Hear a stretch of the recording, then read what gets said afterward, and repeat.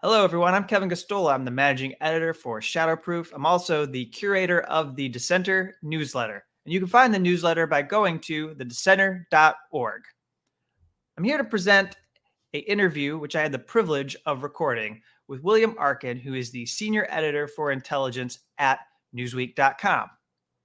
But before I go ahead and introduce him and share this interview with you, please make sure that you are subscribed to this YouTube channel and that you're getting the alerts for future videos that are posted.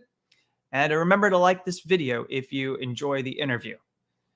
So William Arkin is someone who has already made an impact as far as what we know about President Donald Trump and his mishandling of classified information, as far as what we know about the Justice Department and the FBI and their decision to execute a search warrant and search or raid Mar-a-Lago. He uncovered the fact that there was a confidential human source in the Trump organization that was helping the Justice Department. And also, in the past week, he's had a story about President Donald Trump's private stash of documents, which were of great interest to the Justice Department. William Arkin has a lot of credibility. He's someone who has spoken out against perpetual war.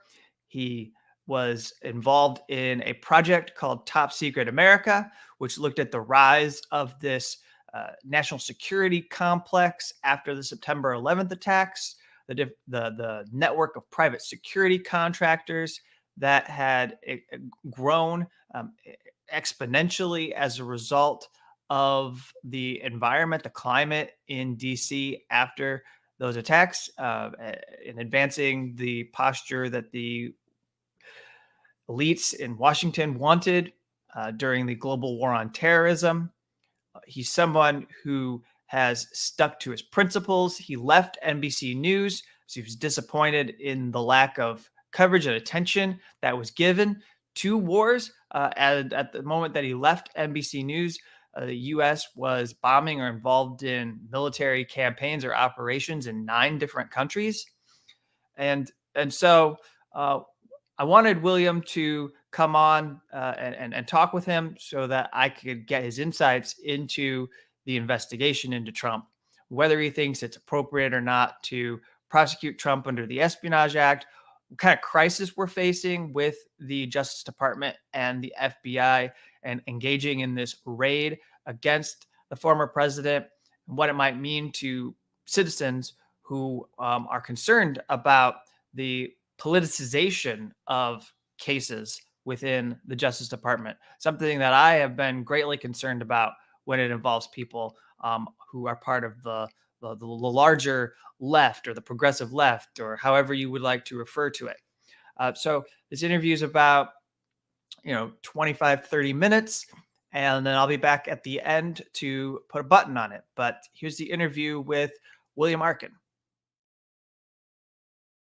These issues, but let me start by you outlining for people, what you have to say about this and what you've uncovered in relation to this idea that Trump had, that these documents were his personal property, something he could keep, that he had this idea that there were these presidential records, but then there's also, and those were in boxes, and then there's also this stash that he could keep separate that somehow didn't fall under those sets of boxes that were taken. Well, it's important to just talk about the background of what happened at Mar-a-Lago, because this has been going on since Trump left office. So even though most people were not aware of it, there's been a battle between the Trump camp and the National Archives since January 2021 about this whole question of what records the Trump administration had taken with them from the White House. And if you talk to Trump people, they'll tell you that, we had such a rushed departure. And of course, the reason is because Donald Trump didn't accept the terms of the election, that, we by mistake took boxes to Mar-a-Lago. And indeed, in January of this year, the Trump camp delivered 15 boxes of presidential records to the National Archives. And it was in the course of that delivery that I think the National Archives came to see that these were not complete sets of records, that there were a lot of presidential records which were still being held by the Trump camp, and they requested additional records. And basically, this has been going on now since January 2022, this year. And that culminated by a grand jury subpoena, which was delivered to the Trump camp on the end of May. And that subpoena basically said, here are specific documents and types of documents that we would like you to return. And the next step essentially was that the FBI, 3 FBI agents and a Justice Department official visited Mar-a-Lago on June 3rd, and they retrieved some documents, but they also, in the process of that, inspected the storage room at Mar-a-Lago where Trump was keeping his presidential materials, and recognized that there were additional materials with additional classified information. Now, the FBI knew that there were additional materials. They asked the Trump administration to put better locks on the door of the storage room. They knew that they were there.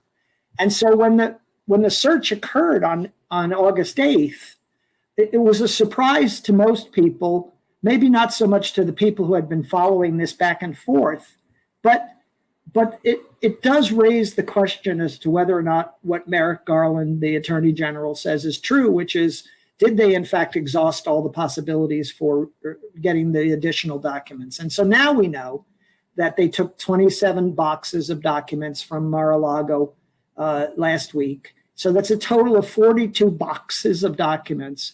And the 27 boxes of documents that they took under this search warrant included 11 sets of classified documents and an additional leather box that they said they had retrieved that contained top secret, sensitive, compartmented information. Now, I reported earlier last week that the FBI had a confidential human source inside the Trump camp that essentially let them on to the fact that Donald Trump was secreting additional documents away. And at this point, based upon my reporting, it looks like the FBI had 2 targets in their raid on Mar-a-Lago. One was to retrieve the additional boxes that they knew were in the storage room. And 2 was to find this stash of documents that Donald Trump was evidently segregating from those 27 boxes, which the FBI concluded as part of their investigation that Donald Trump had no intention of returning. And so I wouldn't say that that the search at Mar-a-Lago was a cover for the fact that they knew that Donald Trump had additional material, but Donald Trump himself has given us clues to the fact that there were 2 separate searches, because we know that the storage room was entered. We know that they entered the bedroom and the presidential office. Donald Trump is the one who said that they broke into his personal safe.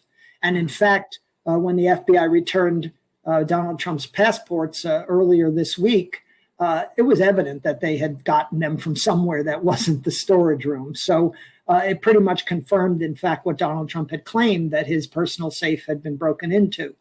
Now, it's kind of a game of chicken, if you will, between the FBI and the Trump camp, right? Donald Trump can't say, "Oh, I was secreting away particular documents, and that's what the FBI was really going after." You know, he's just going to go on the straight, "I've been politically persecuted" line, and that's what he's going to stick with.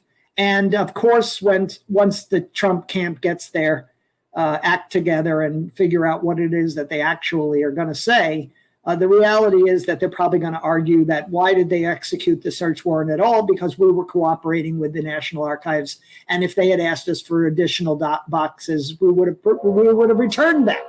So yes, it's true that Trump has kind of argued, you know, they were my private papers, they weren't belonging to the National Archives, but it's sort of irrelevant, because if you don't consider what it was that the FBI was really going after, you wouldn't understand why they would have thought it necessary to execute this extraordinary and unprecedented search of a personal residence of a former president, which has never been done in our history. So if you understand that the FBI obviously felt that Donald Trump was not planning to return everything, that they knew from their confidential human source in their investigation that it existed and more or less where it existed, and that they were concerned that Donald Trump might in some way weaponize that material. And that could be using it for monetary gain or using it as part of his presidential election efforts. We don't really know the answer there. But if you consider all of those, then the search begins to make some sense, even though I think politically it's been a disaster for the FBI. And as much as the mainstream might be rallying around the FBI and saying, oh, poor FBI, the truth of the matter is that it seems like this is another naive investigation on the part of the FBI and the Justice Department that thinks that, well, because we have all of the paperwork in order, that it makes sense to execute this. But I think, in fact, it's probably strengthened Donald Trump's hand within the Republican Party and also within the electorate, who feel like, in fact, after 6 years of investigations, if they haven't indicted him yet, that it is persecution. And there's some validity to that. Let's just imagine for a moment that Bernie Sanders was president and that the FBI was going after him for 6 years. I mean, people would be screaming bloody murder, either indict him or stop it. And so I imagine that in the coming weeks, we are either going to see Donald Trump indicted finally for a peripheral question, which is possession of these documents, not the content of the documents, but possession of them. Or we're going to see a political disaster in the making, which is that everyone is going to rally behind Donald Trump within the Republican camp and basically say this is an outrageous act on the part of the Biden administration, even though I believe that it didn't have political overtones to it or undertones to it, that they inadvertently once again stepped into something like the Mueller investigation or like Comey talking about Hillary Clinton's emails, where they just didn't understand what the political fallout of their actions were going to be. I think that's a very good detailed outline. And I have some specific questions, but I think in general, what I find to be the most important question at the moment is what this has done for the population. That clearly there is this so let me backtrack. What is your assessment of the sort of divisions or factions or the nature of the FBI, not necessarily just right now, but like in the FBI and Justice Department up to this moment and their relationship to Donald Trump? Because I think it's so important for people to know the deeper context. And then since you've done this reporting on administrations for so long, how extraordinary it was that they had such a different posture towards the president than some of the more previous recent presidents in history. Because I think that this relationship is completely unlike Obama. It's completely unlike, George W. Bush. It's unlike what we had with Joe Biden. There's no reason for any antagonism to exist between those prior presidents, correct? Well, we've never had a Donald Trump before. That's the most important ingredient here, right? The FBI has always been a political organization, though it would like to portray itself as not one. I mean, during the Civil Rights era or during the communist scare of the 1950s or during the period of time where it was basically persecuting those who were against the war in Vietnam, et cetera, the FBI has always hewed in the direction of being a right-wing institution with an antagonism towards the left. And with Donald Trump, I think that the shift began to be apparent that the FBI, in fact, had a lot of people within its ranks who were anti-Trump.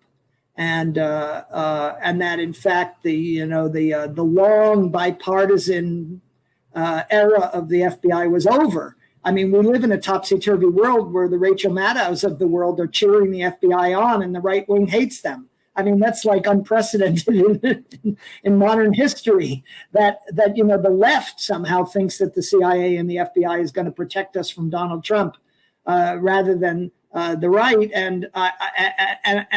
And even like the left sort of is quasi cheerleaders for perpetual war and for the continuation of the war in Syria and for the war in Ukraine, etc., whereas the right is much more of a traditional American isolationist entity. So, look, Donald Trump isn't smart enough to articulate and or represent the actual currents which exist within American society.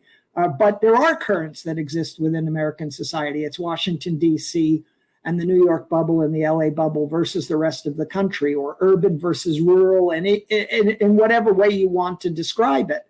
And Donald Trump was elected because of that divide, because of that increasing divide between officialdom and the rest of the American population. And so the FBI, which has always been seen in some people's eyes, in the mainstream's eyes, as being a neutral party, became a very political party. They just did. They became a political party. And at the same time that Barack Obama was being criticized during the 2016 presidential election cycle for not doing more about the accusations vis-a-vis Russian collusion and Russian intervention, Obama said, well, I'm not going to do more because I don't want to put my finger on the scale of the election. It's up to the American people to decide who is the next president. But they wanted the FBI to put their finger on the scale. And that was what happened when Comey had a press conference, right prior to the election and stated, Hillary broke the law, but we're not going to indict her. I mean, that just pissed everybody off on both sides. But most importantly, what it did was it introduced the whole idea that Hillary Clinton was a lawbreaker and hadn't been held accountable, whereas Donald Trump was being accused of being a lawbreaker, and people were assuming that he was guilty. And I'm sorry, I live in a country where I still believe innocent until proven guilty. Donald Trump is innocent.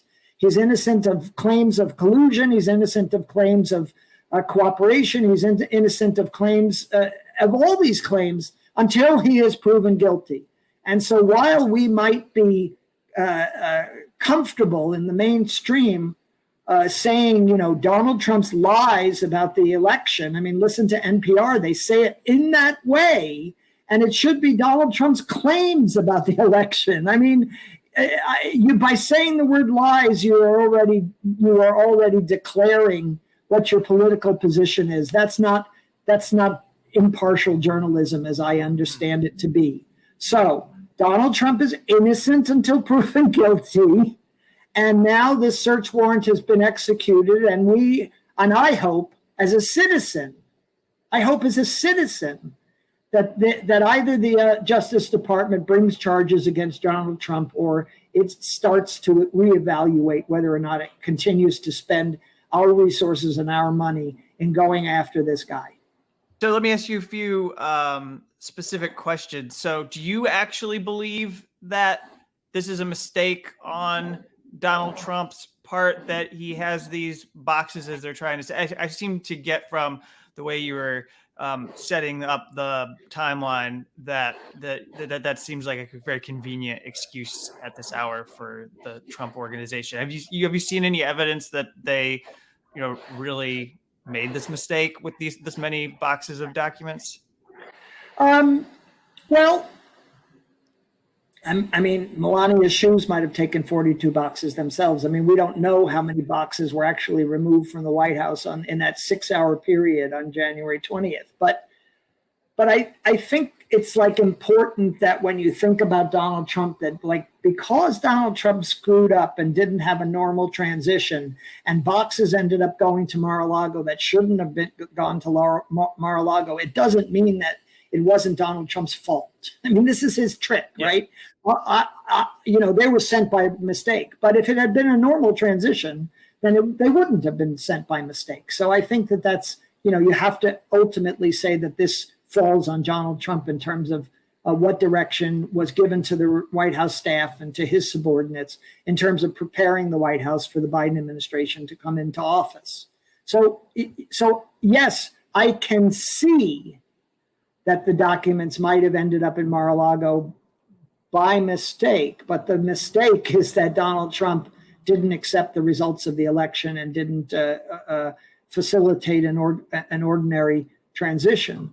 So why it's so important then to see the decision-making on the part of the FBI and the Justice Department about this extraordinary search is that it obviously has to be about something bigger than just run-of-the-mill secrets. And I know that some people will think, well, wait a minute, top secret documents are documents that could cause exceptionally grave damage to the United States. But I've been in this business a long time, and I also am a former intelligence officer in the U.S. military. And I can tell you there's a heck of a lot of top secret documents that have no meaning outside of just the source of information that is describing what we know. And so a lot of this is classified because of the possibility that its release would divulge intelligence sources and methods. And some of those intelligence sources and methods, such as our satellite capabilities, et cetera, are well known anyhow.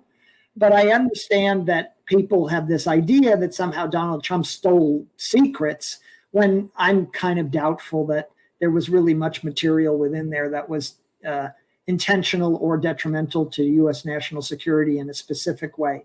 However, we know that Donald Trump, during his entire presidency, took documents to his residence, asked for copies of documents, ripped pages out of documents that were delivered to him, squirreled away documents that were interesting to him.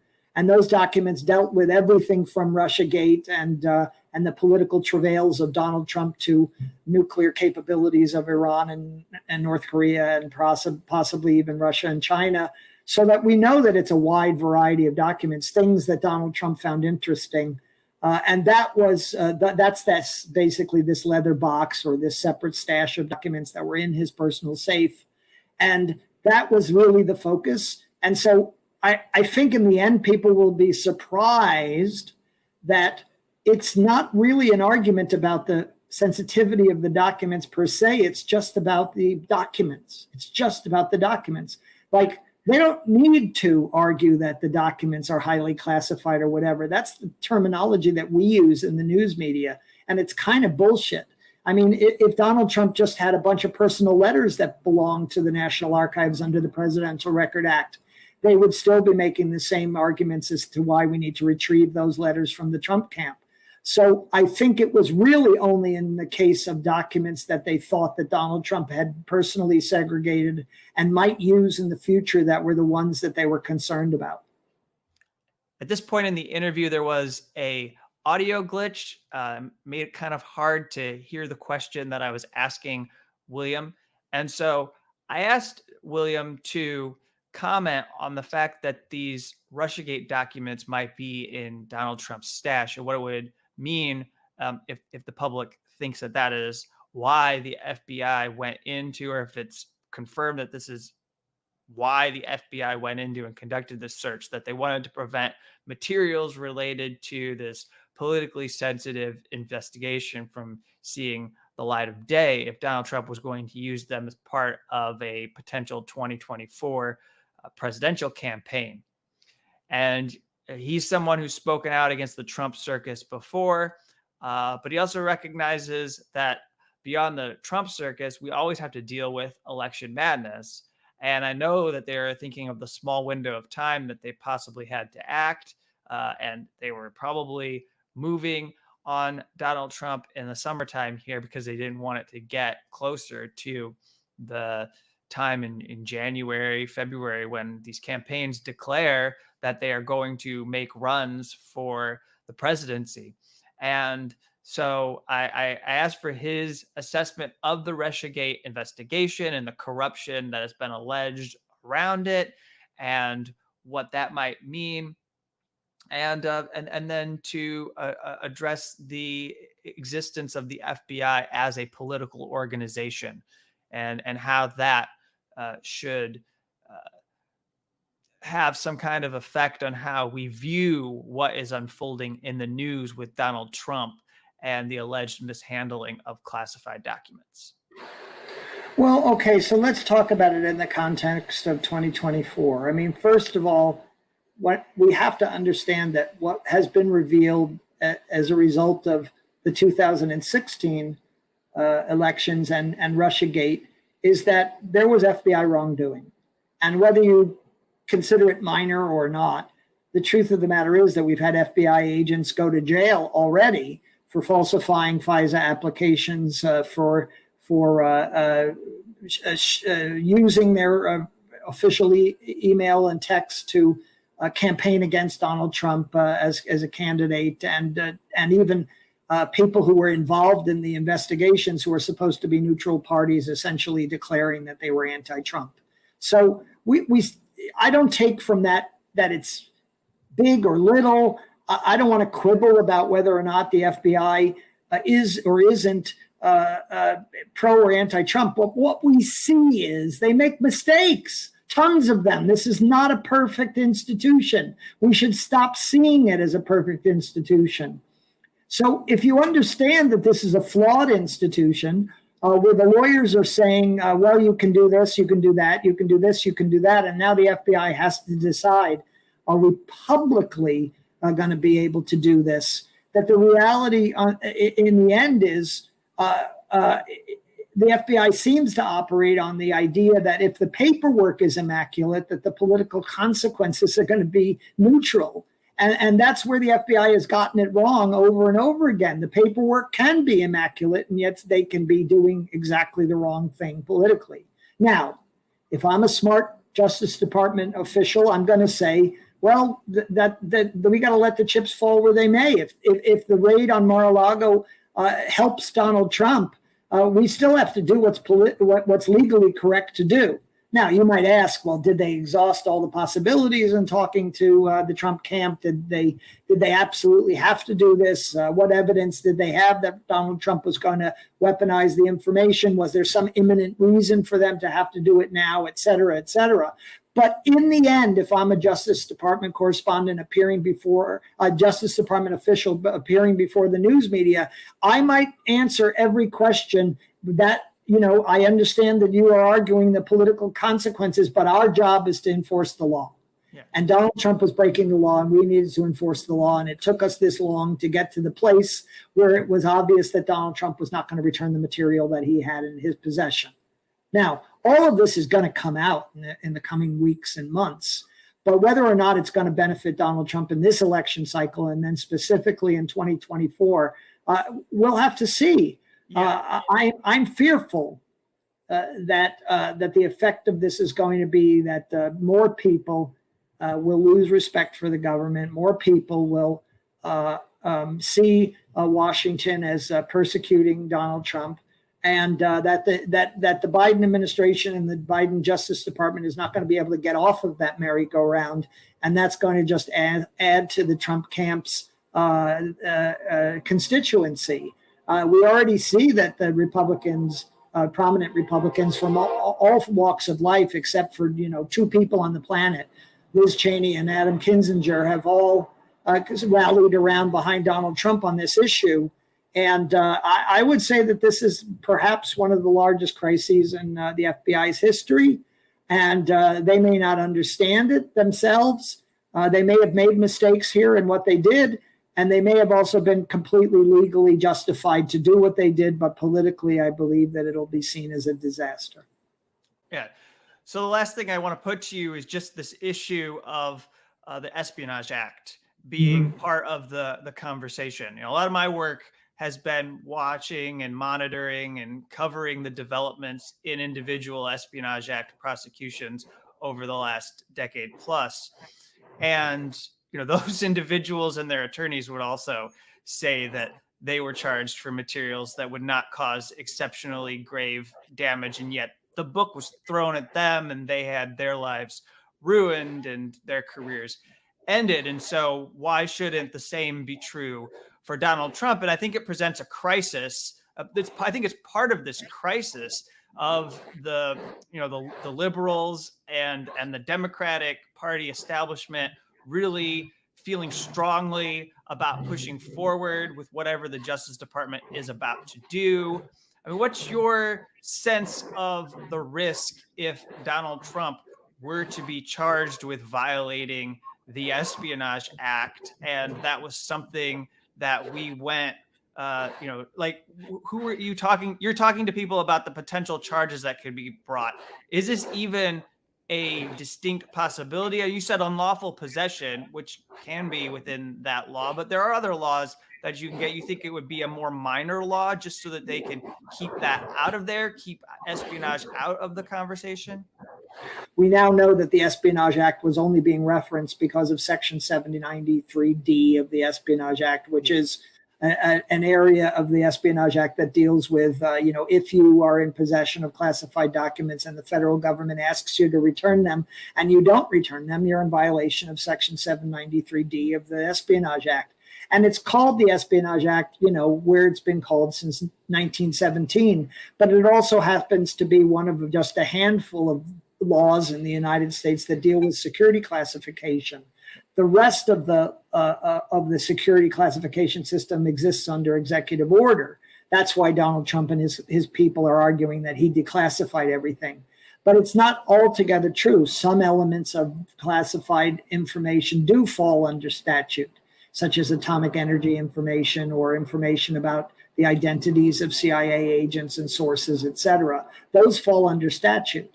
So it's unfortunate that the Espionage Act is the place where this is contained, this provision about returning classified material in your possession, because it's abused in a way because we don't have modern legislation. So perhaps one of the solutions will be that we will finally have a law passed which will specify what is classified and unclassified information and what is the modern security classification system and where are the authorities and what's against the law and what's not against the law. And that does influence Julian Assange's problems in the courts. It influences other whistleblowers who have been charged with the Espionage Act, and even if they were not guilty of espionage, as we think of it, they are charged under the Espionage Act. So we need to clean this up because I don't think that we have a law in a proper way that really specifies what the true state of play is here. So if I am a Julian Assange sympathizer, I don't even know, that's a bad word, but if I support Julian Assange, I want Donald Trump to spur along a better articulation of what is the actual purpose of the Espionage Act. Because to have, say, for instance, Julian Assange, a foreign national, charged under the Espionage Act, espionage against who? If he committed espionage against Australia, then he should be charged in his own country of his only country of his nationality. So in some ways, if I'm a supporter of Julian Assange, I want to see that Donald Trump, in fact, helps to clarify what is this law and what it can really be used for. Because in the cases of Bradley Manning, in the cases of Tom Drake, in the case of Julian Assange, I think it's been misapplied. And in the case of journalism, there have been attempts at various times within our recent past, going back to the Reagan administration, where the federal government has sought to use the Espionage Act as a way of suppressing a free press. So again, if I'm really interested in the future, I would want to see Congress step in finally and establish an omnibus law that deals with security classification in our country. That's more important than Donald Trump. Thanks again to William Arkin for coming on and talking with me about the investigation into Donald Trump and his mishandling of classified documents, and what it'll mean for this country if the Justice Department presses forward to charge Donald Trump with violating the Espionage Act. William Arkin is absolutely right that at minimum there should be some kind of a reform. And he's right to say that for those of us who care about Julian Assange, and I think he's one of those people, for those of us who care about the Justice Department pursuing this prosecution against Julian Assange, for those of us who care about past prosecutions, like the prosecution against Daniel Hale, Terry Albury, and Reality Winner under Donald Trump, those of us who do care about those cases, we also need to be concerned about the Justice Department pushing forward with this case. And even though the facts are different, I do think that we need to be mindful of the legitimacy that will come in the future if there is an Espionage Act prosecution. And that's why I asked the questions I did of William Arkin, so we could get to the sort of risks that are posed politically right now, and the kind of crisis that we might face as a country when there are 40 to 45% of citizens who believe that the FBI is now, and the Justice Department now, is at war with a former president. What's that going to mean for us collectively? And that's something that we have to deal with. I think the Espionage Act is a terribly imperfect law, as William Arkin articulated, for going forward and holding Donald Trump accountable for essentially taking these documents into his possession and removing them from the body of archives that were supposed to exist on his presidency. I mean, he stole these materials effectively, and they're not his property. But I don't think the Espionage Act is probably the best way to go about holding Donald Trump accountable for having this information when he should not have had it at the Mar-a-Lago estate. That's my own personal opinion. That's not necessarily William Arkin's opinion, but was really fortunate and glad to be able to talk with him. And I look forward to more of his reporting, which is at newsweek.com. Like I said, he already did 2 reports on the private stash at Donald Trump's estate, as well as the confidential human source in the Trump organization that was helping the Justice Department. And there will be future reports, I'm certain.